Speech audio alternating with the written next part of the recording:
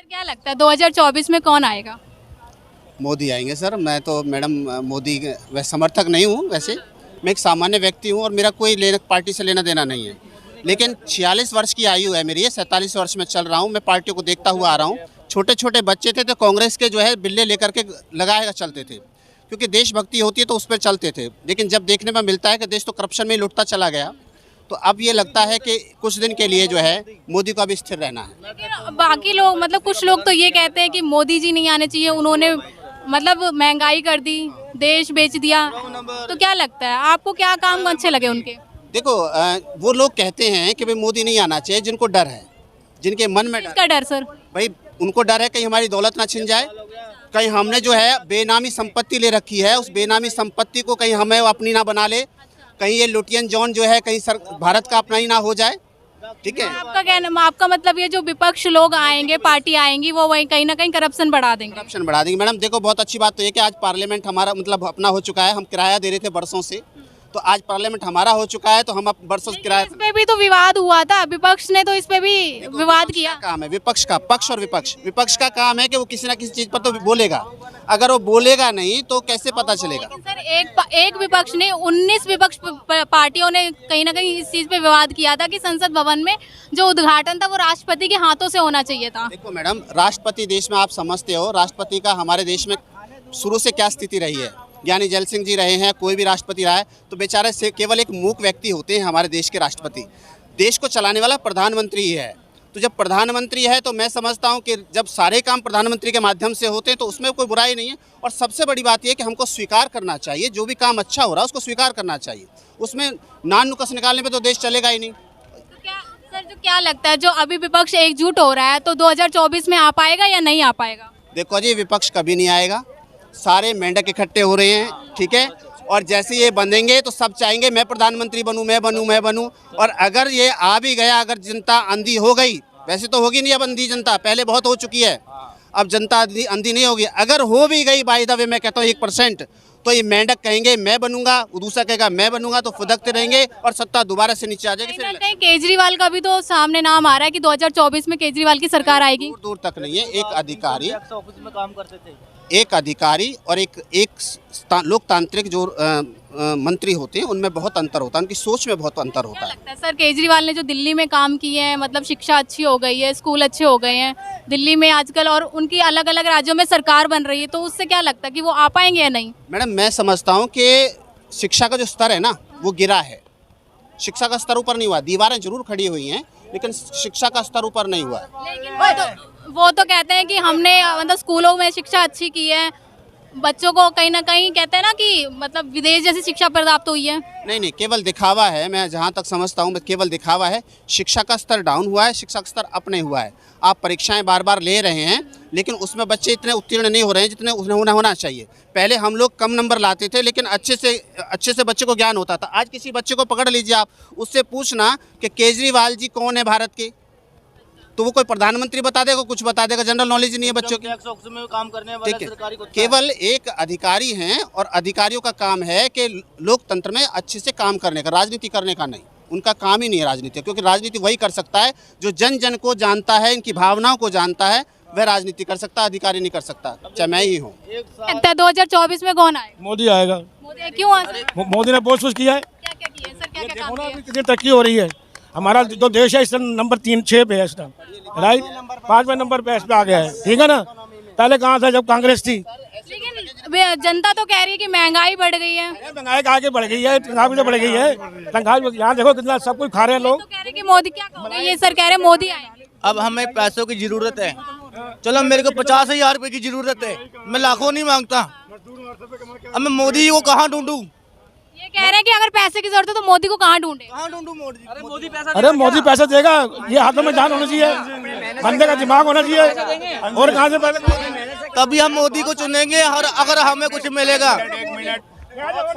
मेरी बहन बात सुन लेना, हम भाई लोगों को बता रहे, ये तो यहाँ केंद्र की राजधानी में सब लोग खड़े हुए हैं। उन गांव वालों से पूछो जाके जो आज किसान भाई थे, जो यहाँ पर तो हो सकता कोई न कोई किसान गांव से जुड़ा हो, लेकिन एक चीज़ हुआ, मोदी जी ने सबको नौकरी दी, योगी ने सबको नौकरी दी, वो कौन सी नौकरी दी? जाओ डंडा लो और खेत में जो जाके जो है गाय अपनी अपनी बचाओ और बछड़े सबसे। और सिलेंडर हमने जो है 350 में छोड़ा था, वो आज को 1200 रुपये में है। एक मिनट भैया, सैलरी कहाँ है? सारे रोजगार छीन लिए, सब कुछ छीन लिए भैया, सब कुछ छीन लिए। अरे क्या है? अरे जो कंपनियां थी उनको 80,000 रुपए सैलरी ले रहे हैं। भैया जो वर्कर आज की डेट में यही चांदनी चौक की बात कर रहे हैं, जिनको 20,000 मिल रहे थे, आज वो 8,000 पे काम करने के लिए तुले हुए हैं मेरे भाई। हम सर क्या कहोगे? अरे ये महंगाई बढ़ी है, तनख्वाह बढ़ी है, बात कर रहे हैं महंगाई बढ़ी है। क्षेत्र पे जाके मेरी बात सुनो, मैं यूपी में गया हूँ, यूपी के अंदर गया हूँ मैं। योगी का राज है ना, यूपी के अंदर इतना सही है ना एकदम। रात को निकलता हूँ ना, बंदा को टच भी नहीं करता है, या सोना पहना। रात को 1-1 बजे गया हूँ मैं गाँव में, वहाँ गांव के अंदर गया खुर्जा में। हाँ, 1 बजे रात तक वही किसान मिलते हैं, वो जो लाठी लेके गाय और गोरू बचाते हैं अपने। अरे वो वो किसान पहले भी थे, वो किसान अपने खेतों की रक्षा के लिए पहले भी थे। पहले नहीं इतना था। की बात कर रहे हैं आप, महंगाई की बात कर रहे हैं आप, महंगाई की बात कर रहे हैं। पहले सैलरी क्या थी और अब सैलरी क्या है? 1 लाख से ऊपर सैलरी हो रही है। सिलेंडर कितने में? आमदनी भी तो बढ़ी है पहले। आज का मजदूर कितना लेता है पैसा? मजदूर कितने में ले रहा? अरे कौन से रोजगार खुले हो जो मजदूर लेंगे? मजदूर की भी दिहाड़ी 700 से ऊपर हो गई है। बैठे हुए सब तिराहे पे बैठे हुए। मेरी बहन 250 रुपये था, अब 800 रुपये है। पहले 250 रुपये था, और कल पहले काम करते थे, 1 मिनट पहले काम करते थे कांग्रेस राज में, पैसा नहीं मिलता था, मजदूर को मारते थे। और आज काम करके मजदूर हाथ मिलता पैसे, ये बेटा पैसे देखो सर आपके सामने। अरे ये सब जो है एक तो घर है ना, घर। हेलो मेरी बहन, मनरेगा चलता था गांव के अंदर। हर गरीब को जो है कांग्रेस ने मनरेगा एक चलाया था, वो गांव में। आज की दौड़ में आप कहीं भी देखिए, कोई आज को टाइम पे पैसा तो मिलता है। 200 रुपए मिलते थे, 201 रुपए जो मिलते थे। आपके सामने एग्जाम्पल खड़ा है, कह रहे 800 रुपए पे हैं का लगे होंगे हैं? आज भैया 500 कोई कहते, आज अभी गूगल पे सर्च करिए कि गांव ग्रामीण क्षेत्र मनरेगा का क्या मजदूरी लेवरी है। 201 रुपए है। अभी गूगल पे सर्च करिए, देखिए गांव में रोजगार अब भी है, मनरेगा अब भी चल रहा है, लेकिन करने वाला नहीं है कोई यहाँ पे। जो पहले गांव के लोग करते थे मेहनत मजदूरी 200 रुपए में जाके, आजकल 500 में भी राजी नहीं है। कहते हैं कि भाई हमको 1000 चाहिए, तो लोग छोड़ देते हैं वो काम भी। और ये मोदी पे एक्ट करते हैं कि भाई मोदी ऐसा है वैसा है। सर के लोग ही नहीं करना लोग। अरे ये सब मैम जो ये शासन खत्म हुआ है, जो ये गुंडागर्दी की बात है, बस बात करने की बात है, बात करने की मैं बात चाहता हूँ 2024 में वो आए। खत्म हुआ है ना। 1 मिनट भाई, ये लगा लो यूपी में ना, तो ऊपर 2% गंदी गुंडागर्दी बता रहे खत्म हो गए। आज हमारी बहनें देखिए, पहलवान कहाँ से कहाँ क्या, इनको कल की बात बताओ, अब ये बात कर रहे, बताओ गुंडागर्दी बता रहे खत्म हुई। अब हम अरे भैया, अरे गुंडागर्दी तो अगर यूपी में आप जाके देखोगे, हर गांव हर जिले में जाके देखोगे, 2% भी नहीं पाएगी गुंडागर्दी। ये तो कह रहे 2% भी नहीं, आप क्या कहोगे? अरे मेरी बहन, ये तो आपको बता रहे हैं, ये गुंडागर्दी आपको खूब पता है, आप तो पत्रकार हैं। कहोगे सर गुंडागर्दी? मैं गांव में गया था घूमने के लिए। जो ये लगा एक घर का जो बिल है ना बिजली का, एक घर का बिजली का बिल 100 रुपए देते हैं वो गांव में, एक घर में। तुम बिलीव करोगे इस चीज को? 100 रुपए देते हैं गांव के अंदर, एक घर का जितनी मर्जी चलाओ बिजली।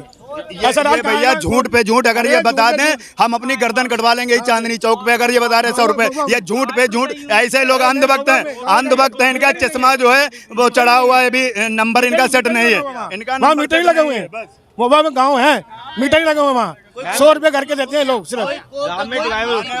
गाँव में 12 भी है, बिजली का बिल अगर आता है तो मैक्सिमम 150 आता है, ज्यादा नहीं ना हमें तो फोटो स्टेट करने का 7 रुपए कॉपी कर दिया।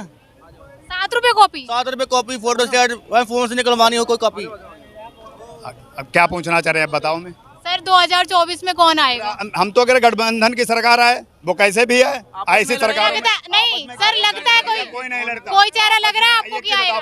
इनका गठबंधन नहीं है किसी से, बीजेपी का। कैसे कहाँ नहीं गठबंधन, ये बताओ। किन पार्टी, छोटे छोटे दलों से इनका गठबंधन नहीं है? तो सर क्या लगता है विपक्ष में कोई है ऐसा चेहरा जो आ पाएगा सामने? क्यों नहीं आ पाएगा? बहुत सारे हैं, बहुत सारे। पहले कभी ऐसा नहीं हुआ क्या? पहले नहीं हुआ।